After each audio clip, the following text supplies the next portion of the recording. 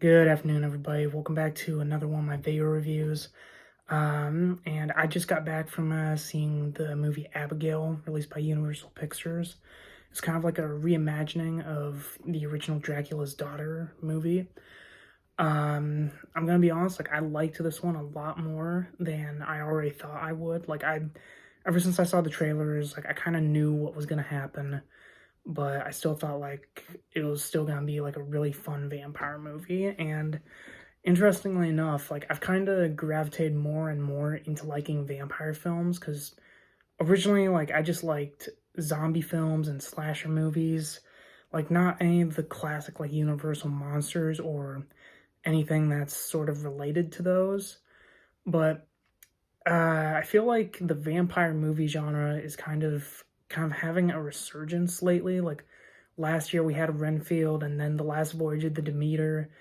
Now we got Abigail, all of which are related directly to Dracula, and I really like what Universal specifically is doing with the Dracula character and characters related to him right now. So the story kind of starts out as like a heist kidnapping film where these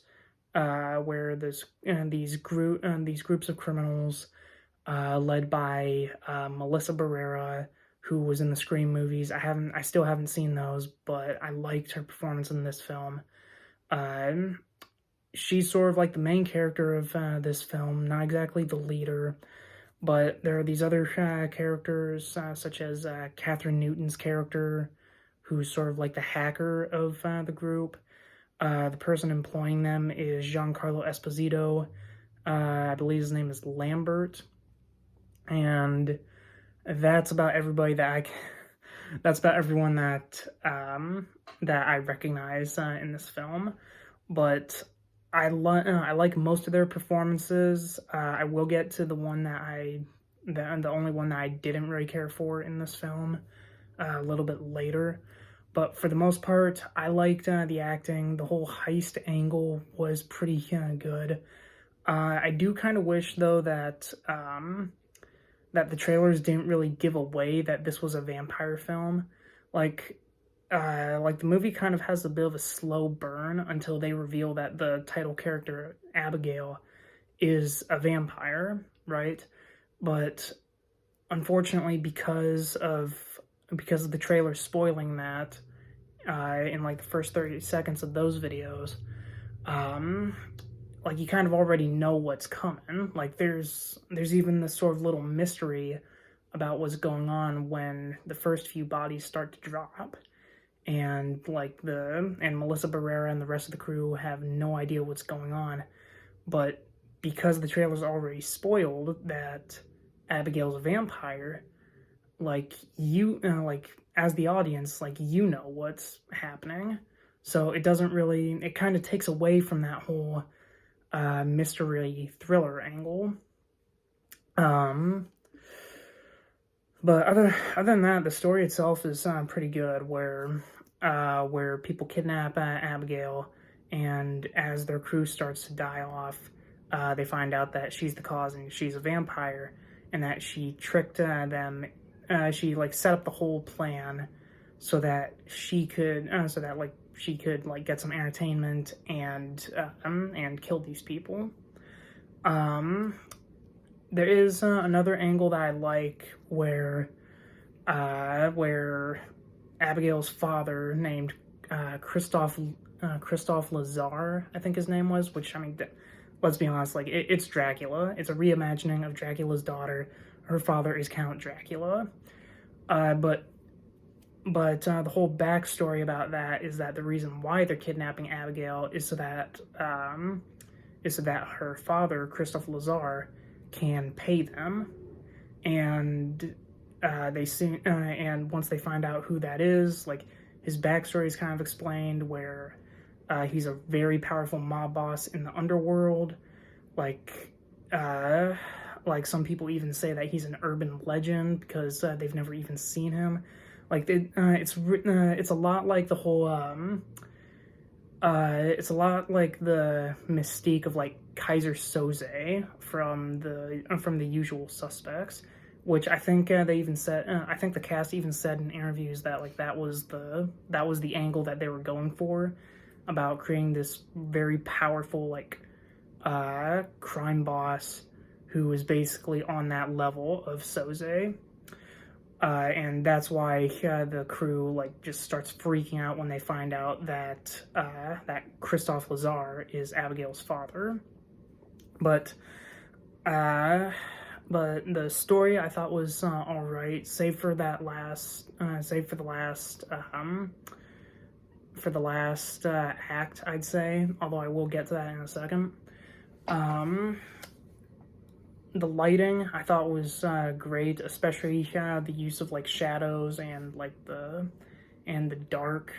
I think that really was utilized very well, especially whenever like they have Abigail coming out of the shadows and just start killing people.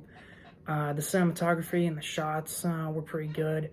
The music to me was kind of hit and miss. Like one of the main pieces of music was like one of the original songs for like Dracula. Well,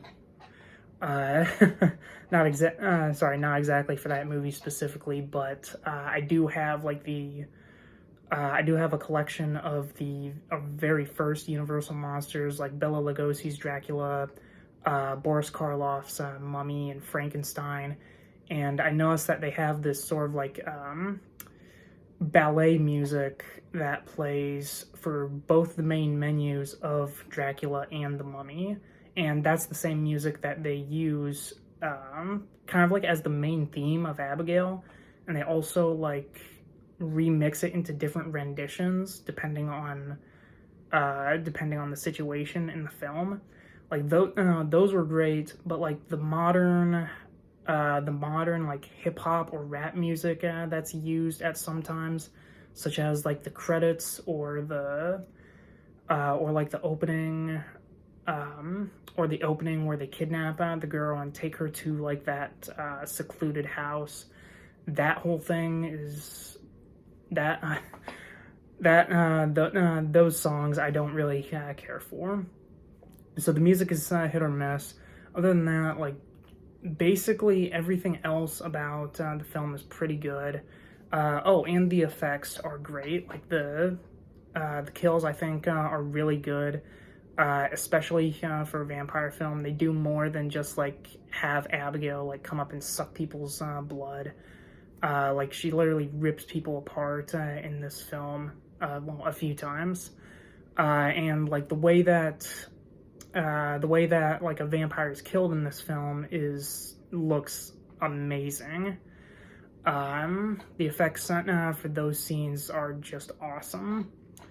And it was pretty cool for the characters to like, once they realize that Abigail is a vampire, they sort of have this moment where like they're all talking about like the rules for vampires, very similar to like the rules of horror movies that the characters had in the Scream films, where they talk about like, okay, so what hurts a vampire? Crucifix, a garlic, wooden stake, sunlight, that kind of stuff. What are their powers? What happens if you get bitten by a vampire? And they kind of explore all those aspects about like which rules work in this film, which ones don't, which ones kind of work, but there's a bit of a twist to it. So all that was really fun. The humor, there's a little bit of humor, but it's kind of like one-liners, and it's all kind of good, and it's all okay. Like most of what this film has to offer is pretty good, but now I'm getting into the parts that I didn't really care for, and there are going to be spoilers, especially when I talk about the ending. So the first on my list is it's kind of hard to say, but like I didn't really care for the performance of Angus Cloud, and that kind of sucks to say because he's the one actor in this film that I'm pretty sure was directed to basically act like kind of like the douchebag of the group.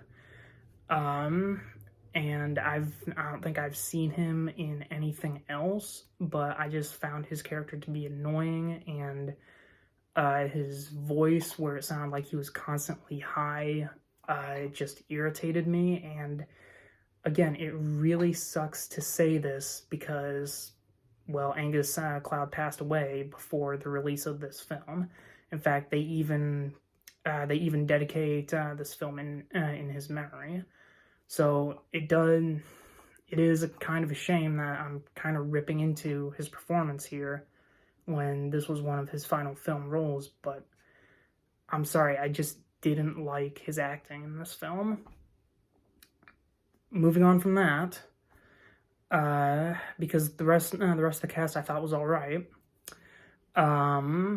Towards the end of the film, it's revealed that Giancarlo Esposito's character is a vampire who was working for Abigail and Christophe Lazar, or Dracula, which I kind of already figured that from the trailers, because again, the trailers gave away that Abigail was a vampire and that she kind of set them up for a trap just so that she could be entertained and kill everyone, right? Well, the character of Frank, the guy with the glasses in the trailers, he turns Frank into a vampire, and then Frank kills Giancarlo Esposito. And then he makes the weird choice to decide that he's going to kill Melissa Barrera's character.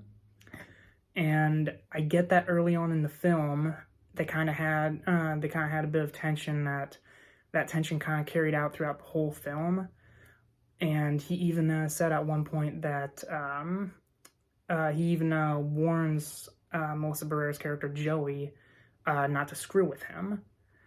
And I get that groundwork was kind of laid out, but it kind of feels like a bit of a heel turn, like too sudden for him to just straight up turn on Joey for basically no reason. So that basically leads to Abigail teaming up with Joey to kill Frank, and that part I thought was all right, because she reasoned that because like the whole reasoning behind that, like, it basically came down to necessity. Unfortunately, the reason behind that necessity is, according to Abigail, she's too weak to kill Frank by herself, which I find odd because Frank just got turned into a vampire, and I don't know. I just feel like that. I just feel like that didn't make sense. The scene that follows after that, where they basically have like a huge action fight scene, but as vampires, is pretty cool. I'll admit that. However, just the steps they took to get there, I thought I just feel like it was too convoluted, especially since Abigail admitted that like she's too weak to fight Frank, but then somehow she expects like just Joey, who's a human, to be enough to turn the tables, which it does. But anyway, all that convoluted stuff aside, the final nitpick that I really have, which I don't consider this much of a spoiler, because like again, like I said, it's a reimagining of Dracula's daughter. Like, obviously Abigail's father is Dracula in this film, but anyway, either way, I saved this for last because I still don't think it's a spoiler, but I understand if people consider it one. Count Dracula does show up at the very end, and I'm not digging his appearance. To me, he just looks like a weird mix of Twilight and the vampires from the Underworld films, where his like eyes are just like really bright, and he has this weird hairdo. Like, he doesn't have like the widow's peak like the original Dracula does in most of his iterations, and like his teeth are just like comically large and sharp, where that teeth kind of worked for Abigail and for Frank, and to an extent for Giancarlo Esposito's character. Although like his bright blue eyes also looked a little bit weird on him.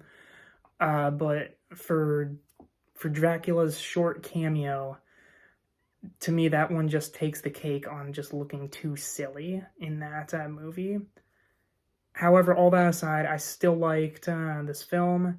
In fact, I really actually kind of hope that there's a sequel or something that builds upon this, because the whole concept of Dracula being like basically being a mob boss who is like highly feared by the criminal underworld, to the point where the crew who kidnapped his daughter are ready to call it quits before they find out that it's all a trap. Like, I kind of want to see more of that, where Dracula is just a crime boss.